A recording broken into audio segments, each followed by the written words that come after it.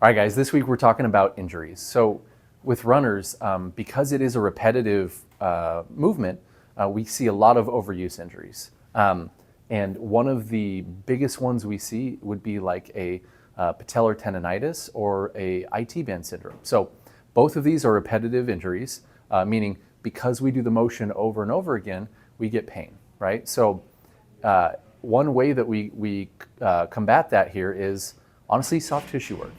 It's one of our favorite things to do. Needles work really, really well in tendons. When we have a tendon injury, we need to increase the blood supply.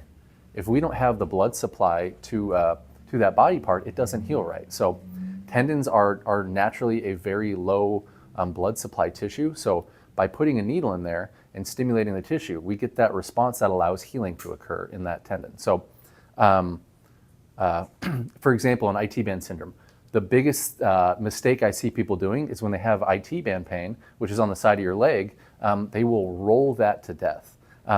Because that tendon doesn't have a blood supply, rolling it doesn't have that much of an effect. So I see a lot of people come in here just bruised up on the leg, and they've not actually healed that tendon or that muscle. They've honestly just bruised it, and now we need that tissue to recover before we can do anything with it. So what we would do is probably a little bit of needling and some movement correction training or some exercises to help facilitate that healing process. Another, like I said, the patellar tendon, again, needles work great with tendon injuries because of the blood supply. Another common injury is like a calf strain. Again, that one's a little easier because tissue work, cupping, needling, all getting that blood flow and blood supply in there to break down the old scar tissue and build up new muscle tissue. It all just like turbocharges that and gets it healing faster. So the other big one I see, honestly, is glute control. Now that one's more of a rehab process. So we will need to learn how to restabilize the hip through the glute, load it. So every time we cycle through a gait phase, when we land on one leg or the other, that glute has to activate to control the force and stabilize the knee as it goes through its motion. So when we do some rehab, we learn how to control that better, which makes our gait cycle easier.